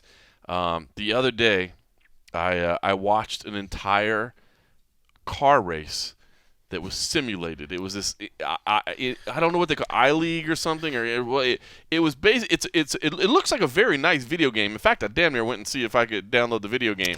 But it's basically they had professional drivers all in simulators at their houses, and they were explaining, like, some people had really, really nice setups, other people had just like normal gaming setups that you and I have, but they competed in this race on what do they call it? Sears Point or whatever, I believe is the name of the track. And I watched. It was like an hour and 15 minutes. I watched all of it. I watched the whole thing from start to finish. That's how desperate I am for sports right now. That's pretty bad. How have you guys found yourself doing anything, or is it just me? I'm just a real junkie. I will admit that yesterday, old Agent H put on. Well, she's been watching it, and I found myself after, even though the first day or so when I saw her watching it, I was like, this is absolutely ridiculous and crap. I can't believe you're watching. But yesterday, Jungle Island, Love Island. Is that what it's called? It's like, you got me, it's buddy. like some viral show. You're trying to lash us in. Like, bro, guys, I don't know what it's called. What's it called? Love Island or something. But it's like a I think it's a British show because everybody has an accent or something like that, Right. but they're all in a house and it's just guys and girls, who's hitting on who's doing whatever. It's like the most ridiculous show that typically any of that reality shit, I'm like, what are you doing? Turn this off, turn this off. And then last night when we were eating, she likes to watch with the TV on, and she's like, well, let's just try this. I want you to try this. I was like, no. And I was like, wait, why is she dating him now? Like, I thought she was with so-and-so. And it's the most ridiculous because I remember seeing people tweet about it saying like, oh, I can't believe it. I'm watching this show or whatever. I think Cormier even watched it or something. I don't know. Maybe I'm confusing that with just the Tiger one because I haven't watched the Tiger. It's a competition, I guess. Yeah, I haven't watched the Tiger King? Tiger King. I haven't watched tried. that. Yeah. You tried watching it? I tried. I couldn't get past the second episode. I was like, maybe my attention span's not so good. Or My wife's watching it right now, but I'm not. Really? I'm not. Because when shows like that come out, I try to like find shows that me and her can watch together and shows that I want to watch. Tiger King was one of the ones on the list to try to watch, but when I look at it and I look at the material, I'm just like, oh man, that is a bad rabbit hole to go down. So I'm glad you said that it's not that you couldn't get in because then I can use that as fuel to fight the urge. But everybody and their brother seems to be watching that show. You know? I mean, I guess you're still working, right? So Yeah, you're so getting out of the house a little bit. So I mean, not to say you haven't been impacted by this, but I mean, it's a little different, right? Yeah, no, I mean, I'm fortunate, and when I go to work, we work 24-hour shifts, so minimum 10 days a month, I'm gone at the fire station and running calls. And, you are an essential service, sir. Yeah, I appreciate that. We kind of need you guys out there doing that, and I applaud you for doing that. But that's some necessary stuff there. Yeah, and I'm just grateful to have it. But I always look at myself. I'm no different than the person right now stocking shelves at the grocery store, or the whatever your skill set is. Sure. We all have a position. We all have a career in life. I chose this one. Sometimes I feel people put us on a pedestal that I personally don't think we deserve. I chose this profession. Nobody made me do it, and I look at myself just as equal as anybody that's working and trying to better themselves and better their family. Obviously it's a little bit more unique. When somebody falls over in the middle of a street, the guy that stocks buns is not going to have the urge to run over and check the breathing. But you know what? Hey, but I will say that you're absolutely right about that. I mean, obviously the first responders of this country, man, they deserve everything. But I will say this: that is kind of an unsung hero. It's not I mean, I've been going to get groceries and stuff. Right? My wife will not leave the house. My wife was already a germaphobe to begin with, and so now she's like, "Nah, you go outside. I'm not going outside." She's been waiting for this. She's been training for this moment. When I come home, she makes me change clothes. Like, she washes my clothes instantly after I go to the grocery store. So she's super germaphobe. And it's funny because I always used to just crack jokes on her for being a germaphobe, and now she just looks at me like, told you. But this the whole thing I have thought about, like, people that work at grocery stores, especially like the cashiers and stuff, that are like, I mean, literally, like, I mean, they're not saving people in fires. They're not, enforcing laws. They're not that level of doing something for our community. But the fact, I mean, how many hundreds of people are they seeing in a day? You know Absolutely. what I mean? Have you you talk noticed about they're an all wearing, essential service. At least mine are wearing the gloves. I gloves. thought I'd see some with the mask, but I haven't seen plexiglass. I have heard of places installing the plexiglass stuff, so you can do that. I won't say. I mean, obviously, I'm not trying to take away from what you do, but I mean, honestly, like, those people deserve shout outs. Like, they're going to work. And they're facing literally hundreds of people they're coming in contact with every single day. Hopefully, I mean, obviously everybody's practicing social distancing and staying away and all that sort of thing. But they, I don't know, man. I feel like they deserve some love. It's true, they do, and it's crazy because you do bring that up. We're in a place where so many places have been letting people go. I don't know about you, but I've been seeing constant advertisements or people just saying, "Hey, if you want to be a stalker, if you can come work or whatever, the grocery stores are hiring." Right. But it like you said, it's not something hip. Yeah. It's not something whatever. But if you got to do what you got to do to get money. some money, like, there you go. But you are right. You are being out there in the public. You're out there and seeing a lot of people. So you are kind of making yourself, more available to come in contact with the virus or whatever, more exposure. I mean, but dude, I thank those people so much because every time I go to the grocery store and can actually find something, I know it's because somebody's going out there and actually putting it on to the shelf for you and stuff. So I was going to say, now that we're actually getting stock back in the stores, did anything crazy happen, like when all the panic buying was going on? Did you guys? No, we didn't get involved. I think crazy fights that broke out that you guys had to go? Not anything that we had. People got beat up or whatever. I know over some toilet paper or whatever. Yeah, but it probably came close somewhere. But I'm sure if you had a metro officer, they'd probably have some pretty cool stories for you. I bet you're right. But no, you're absolutely right that those people, I mean, you just look at the dynamics of stuff. They're exposed all the time. You got the bagger that's out the shop car, collector. Now they're washing those down more on and on. And at the end of the day, pandemic or not, I just always look at, separating professions or whatever. Hey, if you're doing the best that you can, and no matter what your job is, and you're improving yourself, improving your family, I admire it. I don't, We're working on our day drinking. We've been dialing in the You've day been slowing drinking, it down, man. John. I haven't seen you grab one for a moment. I didn't want to reach across you. I was trying to keep my social distancing, sir. Let me help you there. I was gonna say the only panic buying that you've been doing, by the way, is what, ammunition, right? No, I wanted to, but it was all out. He's teasing me. I mean, now is the time where it's like it doesn't feel crazy to want to just stockpile like 1,000 or so rounds of different caliber ammunition. So 5 years of doing the MMA Roadshow, we've never had fire education. So I want to put the floor to you, sir, addressing the massive MMA Roadshow audience. I mean, obviously we're just everywhere, all over the place. Right. If you could educate somebody quickly on a tip or two of things that you've seen that you're like, man, they're not doing this, and it would save a lot of lives if they would do this, what would you recommend? Fire education for the MMA fan. All right. So the most basic, simple thing, smoke detectors. Have them. Change your battery on your smoke detector. Well, hey, when the time change goes forward or backwards, do it then. Or if you... Well, that's a good reminder. So twice a year? Twice a year. I mean, worst case scenario, on your birthday, if you can only remember once a year, buy your smoke detector battery on your birthday. Man, who doesn't want to spend their birthday changing the smoke detector battery? I will, and I will follow up with that. I do volunteer work for the Red Cross. One of the biggest campaigns that the Red Cross does is fire alarm installations. Yeah. I bet if you really wanted, you could piggyback when you needed to get a fire alarm.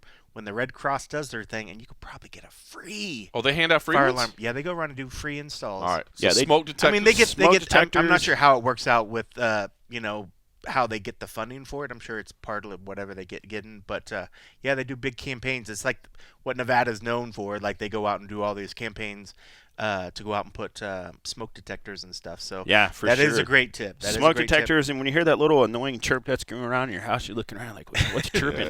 That's the smoke detector saying, hey, dude, my battery's about to die. You need to change it. And then when the battery dies, then you don't hear it, and you think, oh, I'm good. Yeah, it's good. I mean, most of them are, in today's modern houses are hardwired into your. But the perfect storm, the power goes out, and then you don't have the battery backup. So do that, and then I guess.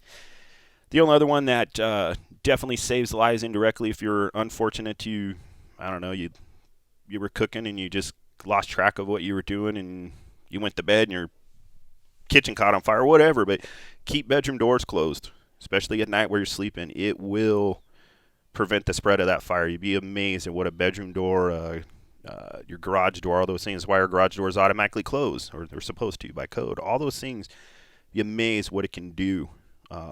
To stop that spread and will save you. I know there's a lot of parents out there that want to hear their kid, their newborn baby crying, or I want to have the door open in case somebody comes in and breaks in or whatever. Well, I could argue multiple ways against that from the crime standpoint, but just from the fire standpoint, those two things would probably be your biggest bets. Just smoke detectors and keep your bedroom doors closed. So I was gonna say, just as a matter of course, like when you're just around the house, obviously there's different reasons why you wouldn't, but if you can just keep every door in your house closed, should you just keep every door in your house closed? I think if you just got in the habit of doing it. Yeah. And I mean, there's other factors, your heating and cooling costs, because now you got stuff contained. I mean, that indirectly helps, but I think nighttime is the bigger factor, just because if we're sitting here right now and all of a sudden we're like, ooh, smell something burning, where we're asleep, may or may not wake up to that smoke detector, or maybe didn't change the battery, and now the fire. Yeah, because smoke won't wake you up, right? No, if you're sleeping, smoke will not wake you up. People generally in fires don't die from being burned up. It's pretty rare. That could be an aftermath, but it's the smoke inhalation. You become hypoxic, and then when people become hypoxic, that carbon dioxide starts taking over, and now you don't have oxygen. You got a lot of bad stuff cruising around. Your brain needs sugar and oxygen to work. You deprive it of one of those two things, you don't think properly. I didn't know that. So you get CO2 poisoning from smoke? You get the that's what kills the people. I didn't know that. Yeah, the carbon monoxide actually. So that's what because when I think of carbon monoxide, I think of cars, obviously, like Yeah. automobile exhaust, but just like a normal house fire. I mean, I don't know. I realize to a lot of people listening to this right now, they're probably like, "You sound so stupid." But I'm sorry. I know a lot about MMA. Yeah. But I guess I didn't really think about that. Yeah. So just a normal house fire, it's emitting CO2 in the What's same your car way. doing? It's causing a fire inside Combustion. that combustion. So Internal byproduct of combustion, combustion. yeah. Yeah. So that's a byproduct of I it. didn't know that. And so you'll become hypoxic, and then once it depletes, like your oxygen in your average room is like 21.8%. And then once your oxygen content starts dropping down, 19, 18, it starts affecting how you think. And then as it goes through, and unfortunately, it's even happened to firefighters across, if they get lost, they get trapped, and their bottle runs out. Now you run out of oxygen, they take their mask off. Now they get overcome by this. You can't think straight. You think you can, but you can. And that's what gets the people the most is the smoke inhalation. Now, if the fire spread, obviously they're going to be burned up, but most people aren't dying from actually burning up. They're dying because of the lack of oxygen, and you just can't think rationally. There you go. I dig Fire education. They There it show is. now. One more I was going to ask you because other little tips, and I'm sure you'll know some of the stuff. Say I'm cooking in the kitchen and I get a grease fire. Right. What's the closest thing at hand I should grab to help put out that? Because I think some people might be surprised that some things are bad for grease fires where other things are Water's good. really bad. Grease Water's fire really really bad. bad because, you just think about oil and water. They don't really mix, gasoline. So now you're just spreading it because that oil's just going to float on top and you're just spreading it all over. So if it's just a simple little grease fire and you got the pan and you got your little oven mitt or whatever, you can put a lid on it. You just smother it, take away the oxygen, it goes away the out. oxygen.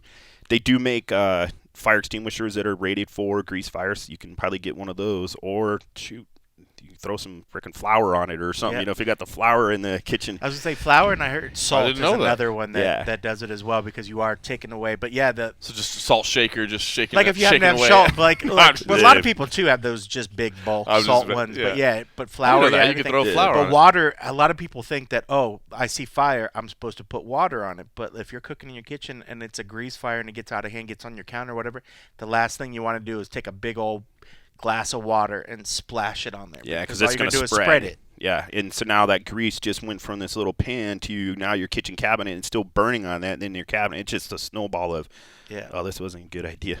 All right, so let's take the other career that you have there. Now, I will advise right away, if anybody says, I want to chase a career as a cutman, boy, you better have a backup plan in place, right? It's like when people say, I want to do MMA media. I'm like, chase your dreams and do it. I'm like, Yeah. but I'm just telling you right now. Keep your day job. Keep your day job. There's not a lot of great, well-paying roles out there. So, I mean, there's a finite number of cutmen in the world. But if somebody did say just like, I think that's the coolest shit ever and I want to do it, what would you recommend to them in terms of how to educate yourself, how to learn themselves, how to prep themselves for trying to chase that dream? I do get asked that, quite a bit, especially from my coworker. Hey, dude, I saw you on TV. That's pretty cool. How'd you get into it? How kind of, people want to learn. And so, again, it's pretty cool to be able to do it. Very grateful, fortunate. You got to learn how to, if you're going to learn how to wrap hands, how to wrap hands for somebody that you trust, whether it's a boxing coach, myself, or anybody for that matter that has been around, well-respected. Learn how to wrap hands, and you got to spend time in gyms. I mean, just because, all right, cool, I'm a cut man. Well, all right, who knows that? It's like a real estate agent. You get real estate license. I mean, okay, Yeah. You got to advertise. You got to build that experience Good point. up. That's a good point. You don't just all of a sudden throw your name somewhere. So spend time in the gyms and getting experience. And a lot of work you'll have to do for free. And fortunate enough for me, because I have my career as a firefighter, that I was able to work for guys doing their first boxing event, and they're making $500, $800. I'll do it for free. What am I going to? This guy's making $800. He's got to pay his coach, taxes, everything else. Yeah. How could I say, oh, give me $100? No, this is a win-win. You get a service, and I get the experience That's cool. from it. Yeah. Everything you got to start off on the low level. And I got, very lucky that I was able to, I don't want to say catapult into, the big leagues pretty fast. But from 2005 to 2012, 2010 started doing, the Ultimate Fighters, and then 2012. I mean, you were talking to TJ earlier.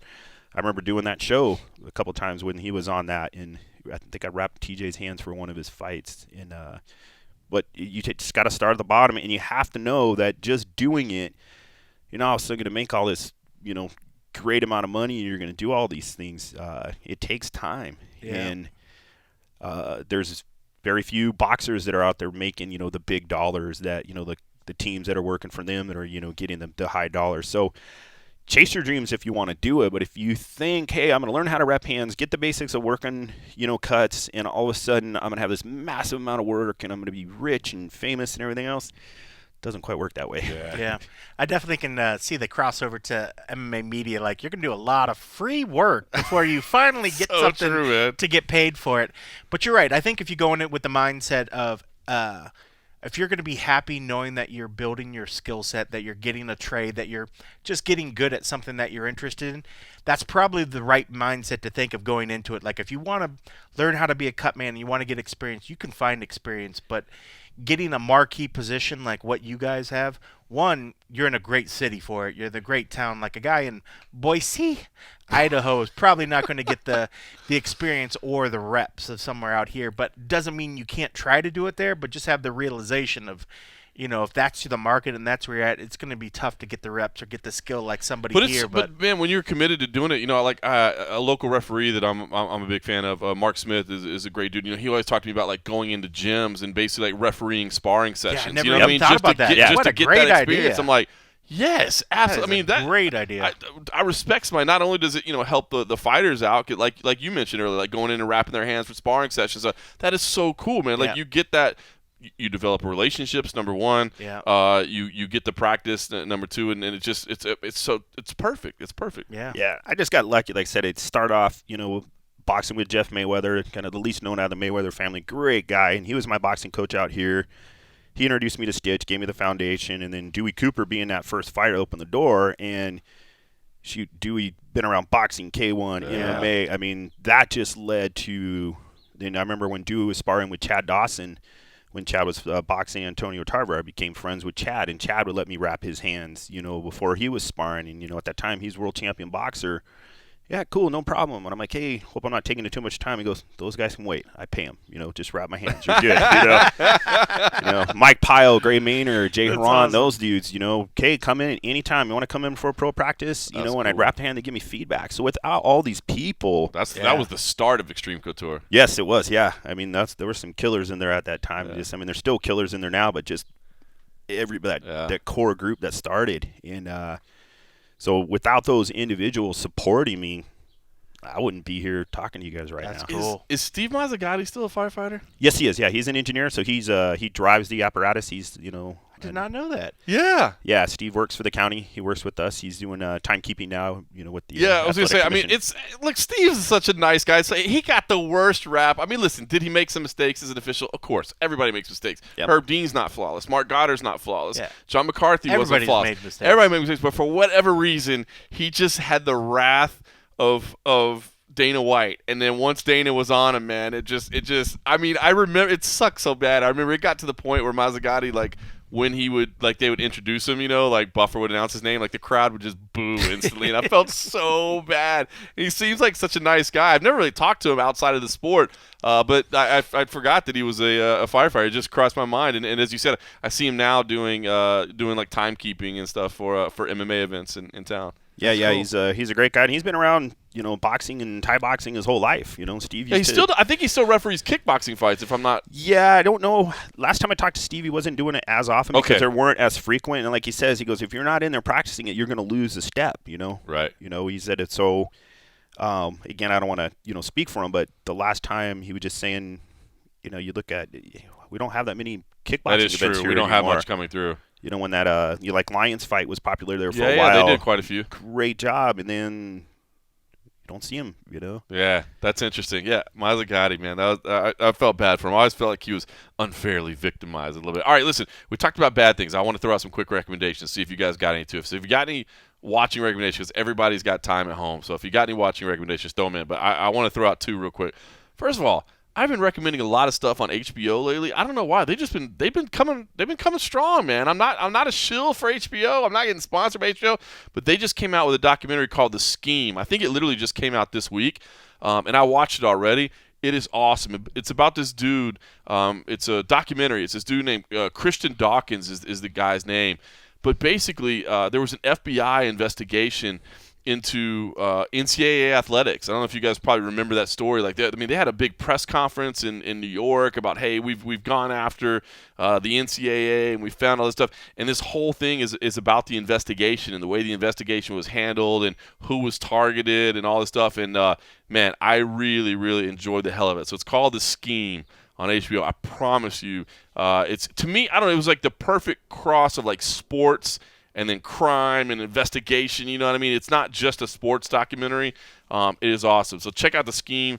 Dan Wetzel is in it. Dan Wetzel is actually a journalist for Yahoo that covers all sports, but he does MMA from time to time. You'll see him at the biggest MMA events, and he's actually got a pretty prominent role as an expert in there. So it was awesome. So check out The Scheme on HBO, and then I'll give you one on ESPN Plus, and this is kind of maybe more of a personal flavor thing.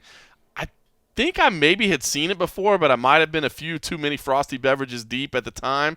But I went back and watched it. ESPN Plus has a thing. It's like a 30 for 30 short or whatever, not like the full thing. And it's on six-man football in Texas. And it's literally just called Six-Man Football, I think is the name of it. But it was cool. It reminded me because I grew up in Texas, and obviously football is a passion there. And six-man in these little tiny towns, it's literally six-a-side football. It's like most people play like both ways, because it's such small schools. But it's a I don't know. It's a cool little documentary that shows like rural Texas and how much football means and these people growing up playing this different brand. And I had seen a little bit of it when I lived in Texas. I think some of like the smaller like private schools and stuff. I had seen a couple six-man games, and it's cool because people play both sides of the ball, but especially in these really small towns, obviously it's passion there. So I know you've always been a big fan of going both ways. Wow. I just set myself up for did. that I was one, like, dude. God, Pitch a softball. He's just tossing it right up there. Well, I will not recommend Love Island. That is garbage, even though if you like augmented people with lots of fake blown up things, it is your shit. One show I guess I'll throw out that's not my normal like sci-fi whatever is I don't know if you guys ever watch Forensic Files. They have the newer version of Forensic Files 2 where it's I'm sure Mike doesn't watch Forensic Files. That's his life. That's his life. But no, Forensic Files is cool. It's just like crime dramas, but they go back and it tells a story of how crimes have been solved with just different forensic technologies and stuff. Old murders and things that get solved because the technologies have advanced themselves.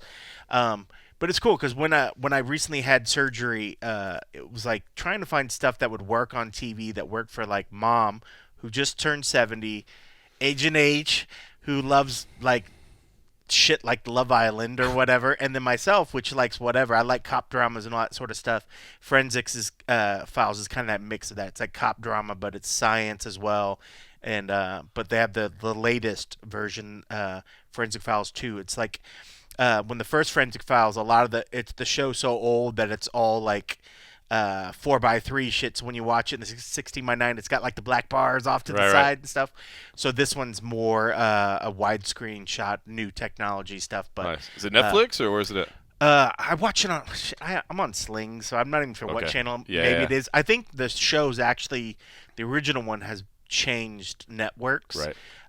But just do a search on whatever if you're over the top if you use it like me. It might be like HLN or one of those off-brand sort of networks and stuff. But Forensic Files, even if you watch the old shit, trying to find the new ones, the old ones are really cool too. So Mike, Forensic Files. One that I'm excited for that's coming out. I think it's April 19th on ESPN. The Last Dance. It's on the Chicago Bulls familiar, with right? the era with Michael Jordan, Scottie Pippen, Phil Jackson, the coach, Dennis Rodman. I mean, I just heard about it. I think it's one like a 10-part series or something. Yeah, I saw the trailer for it like a year and a half ago. I'm like, you're gonna make me wait this long to watch this? Why are you doing this?